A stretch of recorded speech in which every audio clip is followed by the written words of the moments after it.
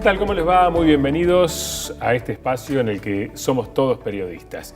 Hoy le vamos a plantear un programa diferente. No vamos a contar con la presencia de nuestro habitual columnista, el doctor Roberto Cornet, quien por compromisos personales hoy no nos va a acompañar. Le mandamos un gran saludo desde aquí, por supuesto. Y nos vamos a centrar hoy en dos temas muy importantes. Uno de ellos tiene que ver con la evolución de la inflación y su impacto en la canasta básica de alimentos. Nos va a acompañar Vanessa Ruiz, quien es gerenta del Centro de Almaceneros de Córdoba. Y también el tema político. Venimos de una elección en Córdoba que ha dejado sus consecuencias, su análisis, pero sobre todo también empieza a definir algunas cuestiones que se relacionan con el escenario electoral que se viene rumbo a las presidenciales. Y sobre ese tema vamos a comenzar hablando en nuestro programa. Ya nos acompaña Matías Caro, quien es politólogo y también profesor de la Universidad Católica de Córdoba. Matías, un gusto que nos acompañes, muy bienvenido. Muchas gracias, Ariel, el gusto es mío, gracias por la invitación. No, al contrario.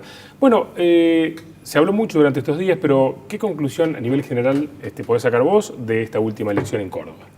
Bueno, esta última elección en Córdoba claramente deja al oficialismo provincial muy bien parado. No solamente retuvo con un porcentaje histórico la provincia, que ya gobierna hace muchos años, ¿no? Y que algunos pretendían achacarle algún desgaste, ¿no? La ha mantenido.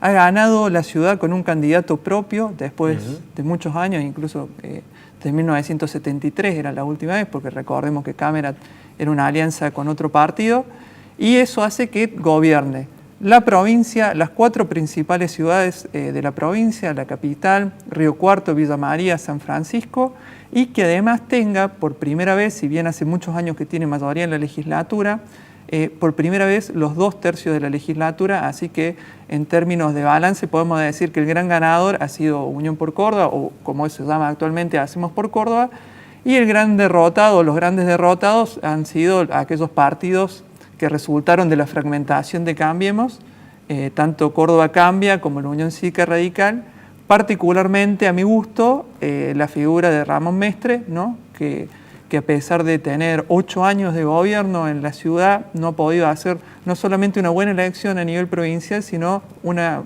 elección bastante pobre a nivel de ciudad, y pudiendo decir que dentro de este espacio el que sí a su manera ha tenido una especie de triunfo es Rodrigo de Loredo, que si todos pensamos era una persona que se estaba por quedar afuera de participar de las elecciones, porque ya Cambiemos había ungido como candidato para la intendencia a Luis Juez, y finalmente se termina presentando, arreglando con Mestre, cuando ya para la elección de intendente anterior él planteaba una interna a Mestre, y lo termina doblando en capital y sacando un porcentaje muy interesante de votos de cara al futuro.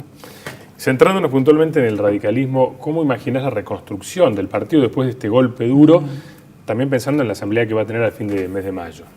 Bueno, la reconstrucción en principio asoma como algo bastante difícil, primero porque el oficialismo parte de muy arriba, segundo porque en términos de recursos el radicalismo ha perdido recursos, es decir, ha perdido la ciudad,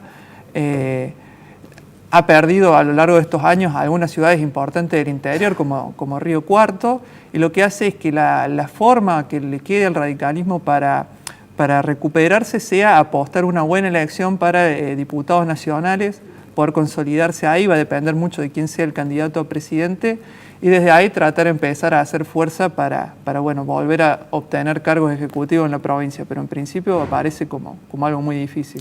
Y ya en contrapartida, centrándonos puntualmente más en el gran ganador, que es Hacemos por Córdoba y la figura del gobernador reelecto, ¿qué rédito, ya metiéndonos en el plano nacional, le da a la hora de posicionarse en una alternativa al macrismo y al kirchnerismo, si bien todavía Cristina no es oficialmente candidata a la presidencia? Bueno, yo creo que Schiaretti, es cierto esto que se plantea de que él no quiere tener un cargo a nivel nacional, sino que quiere ejercer su función para la cual fue electa como gobernador.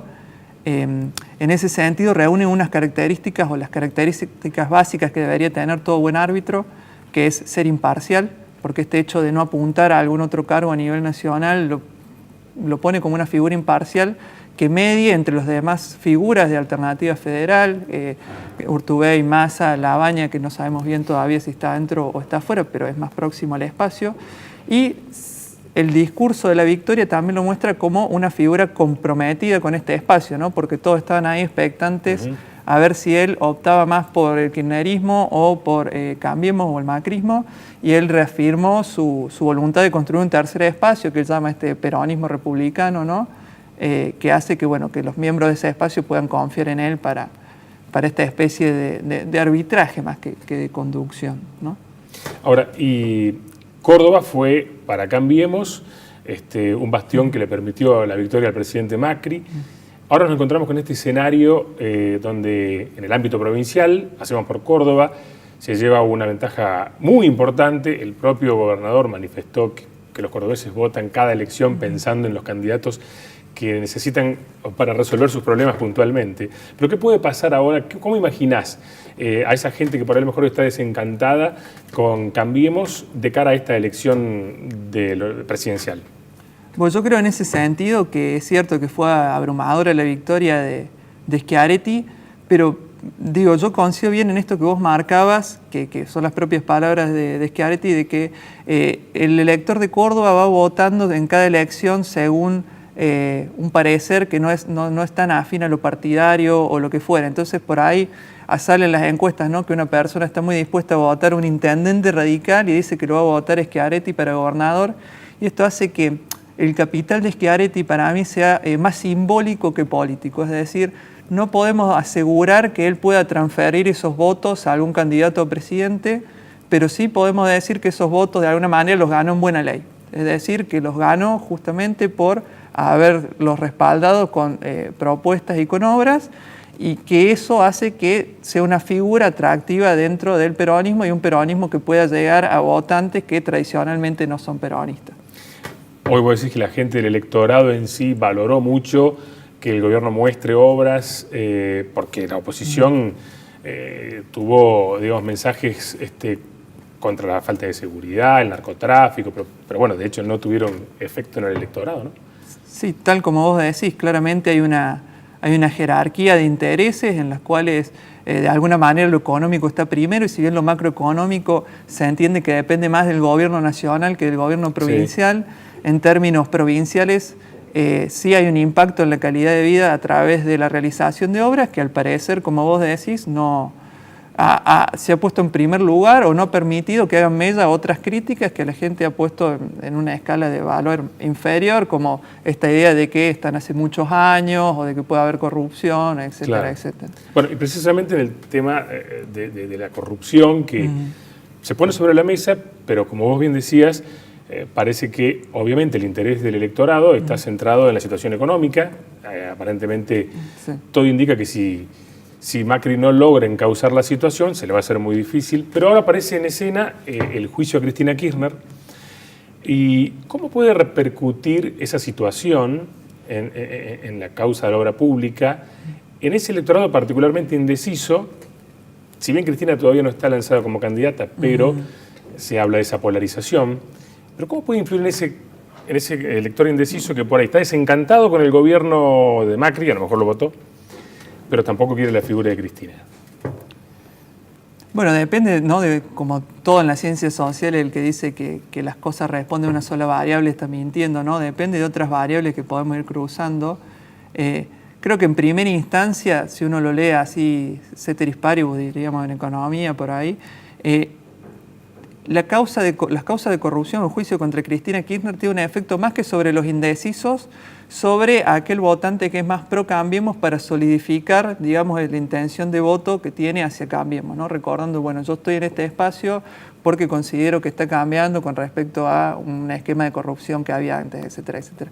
Pero con respecto específicamente a los indecisos, yo creo que la prioridad es la cuestión económica. Es decir, hoy lo escucho de por ahí los chicos que salen a hacer encuestas, que la gente les dice, mientras están haciendo las encuestas, yo aposté por Macri en el 2015, pero hoy mi situación económica es tan mala que aún sabiendo yo que Cristina es una persona, o creyendo que Cristina es una persona que ha estado implicada en cuestiones de corrupción, digamos, yo prefiero volver a estar bien económicamente antes que ser gobernada por gente que se precie de más honesta, ¿no? Claro. Entonces, en ese sentido, en términos de indecisos, podemos decir quizás aquellos indecisos que hoy estén mejor económicamente puedan apostar su ficha a la corrupción, pero aquellos que creo que son la mayoría y que están teniendo, digamos, problemas a nivel económico, la corrupción va a ser algo descartado a la hora de tomar la decisión. Ahora, pero esta situación o este escenario con Cristina en el banquillo y con un Macri que no logró colmar las expectativas de un sector del electorado, ¿puede jugar a favor de esa tercera alternativa